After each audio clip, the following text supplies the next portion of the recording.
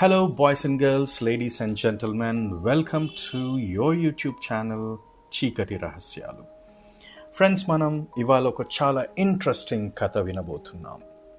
మనకి మన safe place మన హోమ్ అనుకుంటాం, కానీ ఇవాళ ఈ కథ విన్నాక మీకు మీ హోమ్ ఎంత స్కేరీ అవ్వచ్చో తెలుసుకుంటారు. సో ఫ్రెండ్స్, ఈ కథ పూర్తిగా ఎంజాయ్ చేయడానికి డోర్స్ క్లోజ్ చేసి, లైట్స్ ఆఫ్ చేసి, హెడ్ ఫోన్స్ పెట్టుకొని వాల్యూమ్ ఫుల్గా చేసి వినేసేయండి. Now let's get into the story. ఇది 1990s సతీష్ అనే ఒక 10th క్లాస్ అబ్బాయి కథ. సతీష్ వాళ్ళ పేరెంట్స్కి ఓన్లీ చైల్డ్, చదువులో చాలా బ్రైట్, కానీ ఫ్రెండ్స్ చాలా తక్కువ. ఇంటి దగ్గర అయితే ఆల్మోస్ట్ నో ఫ్రెండ్స్. వాళ్ళు చాలా గొప్ప ఫ్యామిలీ. వాళ్ళ పెద్ద ఇల్లు ఆల్మోస్ట్ ఒక భవనంలా ఉంటుంది.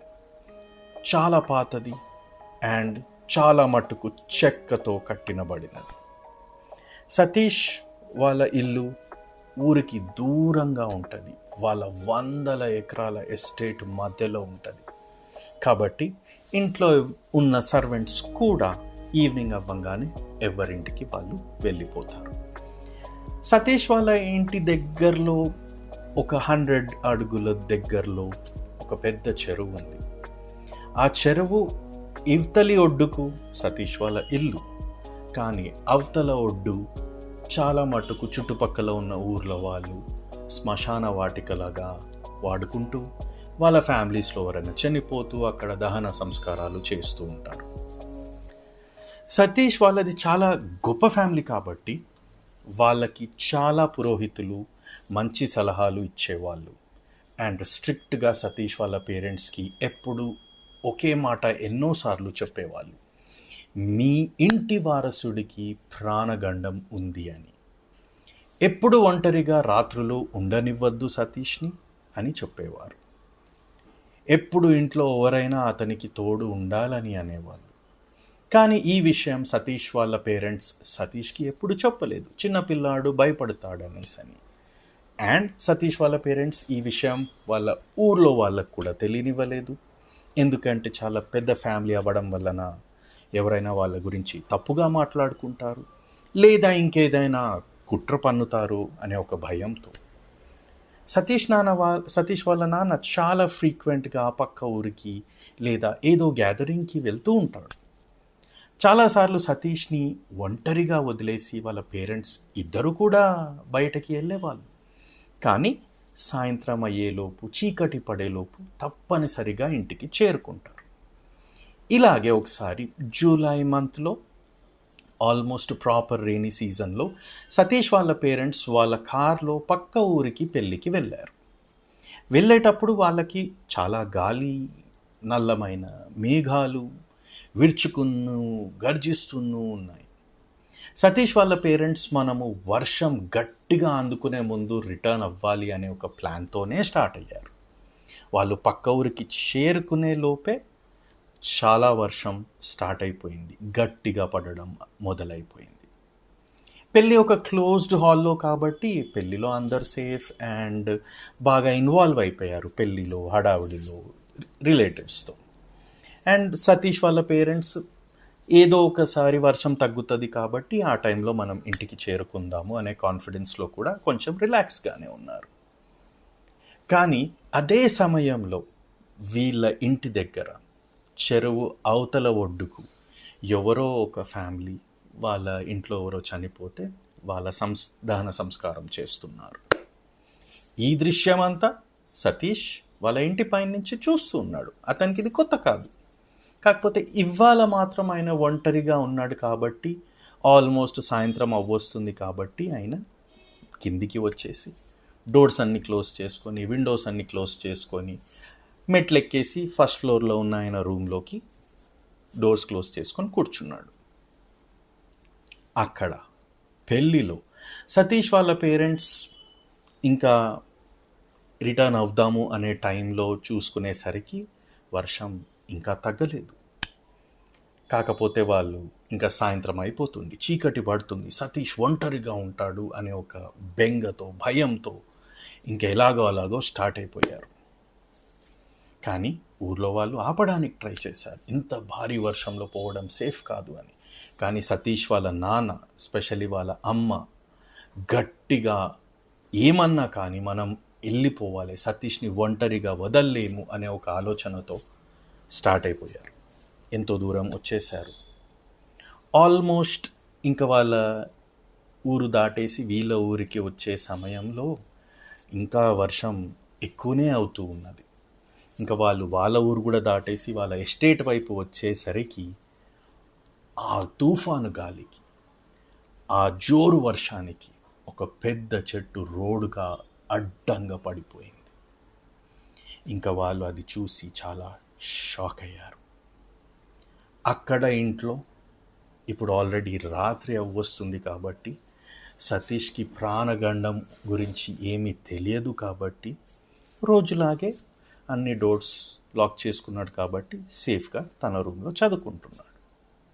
కానీ అప్పుడే ఒక పెద్ద ఉరుముతో వాళ్ళ ఇంట్లో కరెంట్ పోయింది. చీకట్లో సతీష్ కొంచెం భయపడుతూ కానీ తన రూమ్లో ఉన్న క్యాండిల్ ఎక్కడుందో తెలుసుకొని వెలిగించి అలా బుక్స్ క్లోజ్ చేసి రిలాక్స్ అవుతున్నాడు. కానీ అప్పుడే సతీష్కి ఒక పెద్ద శబ్దం వినిపించింది. అది వాళ్ళ ఢాబా పై నుంచి వస్తుంది. సతీష్ బాగా గమనించి వింటున్నాడు. ఎవరో భారీగా ఉన్నవాళ్ళు ధాబా పైన పరుగులు తీస్తున్నట్టుగా అనిపిస్తున్నది. సతీష్ కొంచెం భయపడ్డాడు, కానీ ధైర్యం తెచ్చుకొని రూమ్ బయటికి వచ్చి క్యాండిల్ పట్టుకొని అలా ఢాబా వైపు చూస్తూనే ఉన్నాడు. కానీ ఇప్పుడు సౌండ్ ఢాబా వైపు నుంచి రావట్లేదు. సడన్గా కిచెన్లో నుంచి సౌండ్ రావడం మొదలైంది. సతీష్ షాక్ అయ్యాడు. కానీ క్యాండిల్ వెలుతురులో చిన్నగా అపాత చెక్క మెట్లు దిగుతూ కిచెన్ వైపు వెళ్ళాడు. అంతలో ఫ్రిడ్జ్ లోపల నుండి ఏదో సౌండ్ వస్తున్నట్టు సతీష్కి వినిపించింది. సతీష్ క్యాండిల్ ఫ్రిడ్జ్ వైపు తిప్పాడు. మళ్ళీ అదే సౌండ్. ఈ హడావుడిలో సతీష్ చేతిలో నుంచి క్యాండిల్ జారిపోయింది. సతీష్ భయంతో వెనకడుగు వేసేటప్పుడు ఏదో తట్టుకొని కింద పడిపోయాడు. కానీ సతీష్ ఇంకా మనం సేఫ్టీకి వెళ్ళిపోవాలి, రూమ్లోకి వెళ్ళిపోవాలి అనేసని మెట్ల వైపు పరిగెత్తాడు. అవి పాత మెట్లు అవ్వడం వల్ల సతీష్కి ఏదో కుచ్చుకుని సతీష్ ఆ నొప్పితో మెట్లపై నుంచి జారి కింద వరకు వచ్చేశాడు. సతీష్ ఇప్పుడు భయంతో అలా మెట్ల దగ్గర కింద పడి ఉన్నాడు. సడన్గా ఒక పెద్ద ఉరుము, ఒక పెద్ద మెరుపు, పెద్దగా గర్జించే శబ్దంతో సతీష్ వాళ్ళ మెయిన్ డోర్ గట్టిగా తెరుచుకుంది. సతీష్ అలా షాక్లో లేచి నిల్చొని మెయిన్ డోర్ వైపు చూస్తున్నాడు. సడన్గా సతీష్కి కటాక్ అనే ఒక సౌండ్ అయ్యింది. అంతే, సతీష్ అక్కడే మెట్ల దగ్గర కుప్పకూలిపోయాడు. ఇక్కడ రోడ్డు పైన ఉన్న వాళ్ళ అమ్మా నాన్న ఎలాగోలాగా ఆ పెద్ద చెట్టు దాటేసి కారు వదిలేసి ఇంటి వైపు పరుగులు తీస్తున్నారు. ఇంటి వైపు పరుగులు తీస్తూ కాస్త దూరం నుంచి చూస్తున్నారు. ఇంకా వాళ్ళకి వాళ్ళ ఇల్లు మెయిన్ డోర్ కనిపిస్తుంది. కానీ వాళ్ళు షాక్ అయ్యారు. మెయిన్ డోర్ ఓపెన్ ఉంది. వీళ్ళు ఇంకా భయంతో ఇంకా వేగం పెంచారు, ఇంటి వైపు బయలుదేరారు. వాళ్ళు ఇంటి దగ్గరికి చేరుకొని మెయిన్ డోర్ దగ్గరికి రాగానే కాసేపు ఆగి ఊపిరి పీల్చుకున్నారు.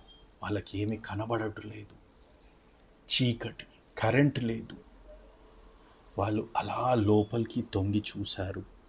ఎవరో అక్కడ మెట్ల దగ్గర కింద పడినట్టు ఉన్నారు.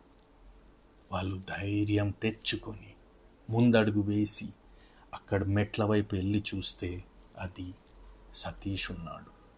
సతీష్ కళ్ళు తెరిచే ఉన్నాయి.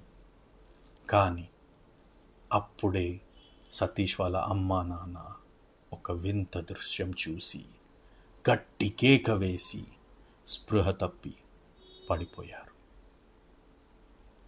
అలాగే నెక్స్ట్ డే అయిపోయింది. ఎర్లీ మార్నింగ్ ఎప్పటిలాగే వాళ్ళ సర్వెంట్స్ అందరూ ఇంట్లోకి వచ్చి పనులు చేద్దామనేసరికి మెయిన్ డోర్ ఓపెన్ ఉంది. వాళ్ళ పేరెంట్స్, సతీష్ వాళ్ళ పేరెంట్స్ అండ్ సతీష్ మెట్ల దగ్గర అలా పడి ఉన్నారు. ఆ సర్వెంట్స్ వచ్చి ఫస్ట్ సతీష్ వాళ్ళ అమ్మ నాన్నని మెల్లిగా బయటికి తీసుకువచ్చారు. వాళ్ళు చూస్తున్నారు సతీష్ని. సతీష్ ఐస్ ఓపెన్ ఉన్నాయి, కానీ వాళ్ళు అతన్ని డిస్టర్బ్ చేయలేదు, ఎందుకంటే అక్కడ ఏం జరుగుతుందో వాళ్ళకి అర్థం అవ్వట్లేదు.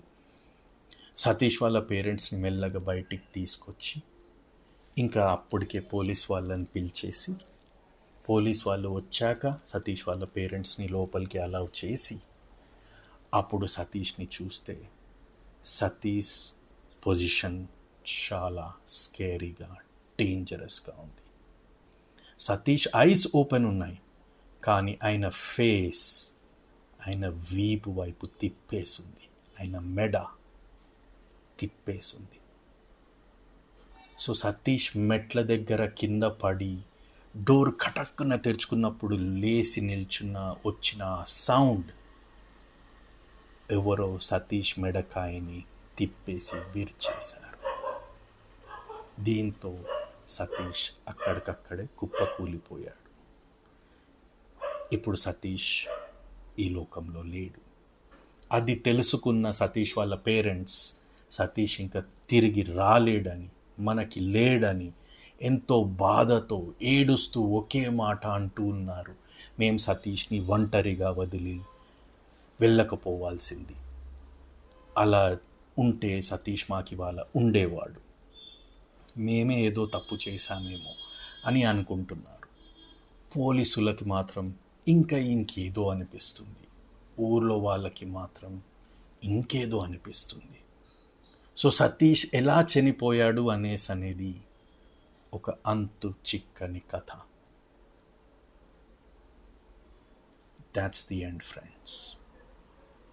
సో ఫ్రెండ్స్, ఈ కథలో మనం తెలుసుకున్న నీతి ఏంటంటే, ఎప్పుడైనా పెద్దవాళ్ళు మనకేమైనా విషయాలు చెప్తే మనం చాలా భద్రంగా ఫాలో అవ్వాలి. మంచి విషయాలు చెప్తే చాలా స్ట్రిక్ట్గా ఫాలో అవ్వాలి. అండ్ ఎప్పుడు వాళ్ళ విషయాలు, వాళ్ళ ఇన్స్ట్రక్షన్స్, వాళ్ళ సలహాలు ఇగ్నోర్ చేయొద్దు. So thank you friends, thank you for listening to my story.